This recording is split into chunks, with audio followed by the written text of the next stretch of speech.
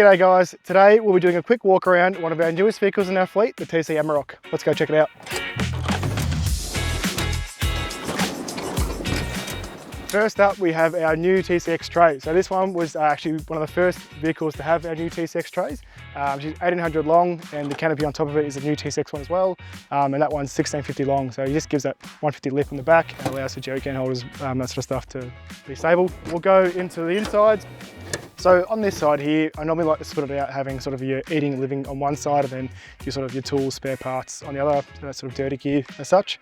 Up front, we sort of have our adventurous system, so same as what we've had in a few of the other builds. It's got your 240 volts, which is great, and this lean-line battery, which is on the other side. We've got pantry, stores a lot more than what you think, which is good. All your bread, eggs, just your normal sort of food. Your fridge, we've gone for the 80 litre Dometic fridge here. You can go 60 litres as well. Yeah, it's personal choice really. Over to the right, we've got a side divider and sort of the new shelves, which has been quite handy. So now you can sort of segregate your gear a little bit how you want to. I've got sort of the cooking stuff up here and just my living clothes down the bottom as such too. So it works pretty well. We'll go look at the back for the next one. So on the back, sort of what I was saying before, you have that 150mm gap, which just sort of supports the wheel holder and the jerry as well. But quite a new exciting product is our rear ladders here. Makes it a bit easier, especially after a few beers, to get up to the top at night time. But yeah, that just folds down and you're up to the rooftop. The TCX Tray, so a few new features it's got compared to our old stuff. It does have the rear steady lights here, which actually make quite a big difference in terms of brightening up behind you too. So trundle's still the same, fits no treads, which is quite good. And that's pretty much the back of the vehicle too. So we'll go around to the right side. So as I was sort of saying before, I keep beside sort of more of just my random gear and equipment for sort of forward driver camping. So a lot of recovery gear, canvas mat, a few extra sort of spare parts here too.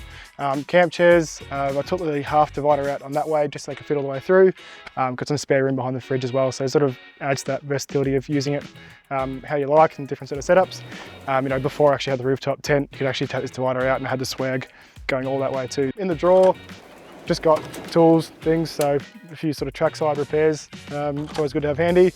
And then just sort of chainsaw on top and sort of, yeah, sleeping bag and table to sort of set up on. So yeah, quite effective.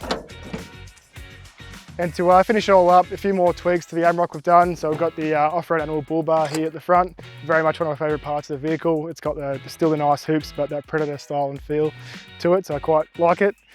We've got the Method wheels and the Maxxis Razors all-terrains on here. I had a few of those in our fleet and they've sort of gone pretty well, so we just sort of stuck to them. And then all around the vehicle, just to sort of finish it all off, is the pedal suspensions. There's quite a bit of weight in the back and without it, should be sacking back pretty far too, which makes for a very uncomfortable ride. That's it, that's the build. We hope you liked it. Let us know what you think of the Amarok, and if you've had a chance to drive one too, let us know. And also what you think of the setup on the back.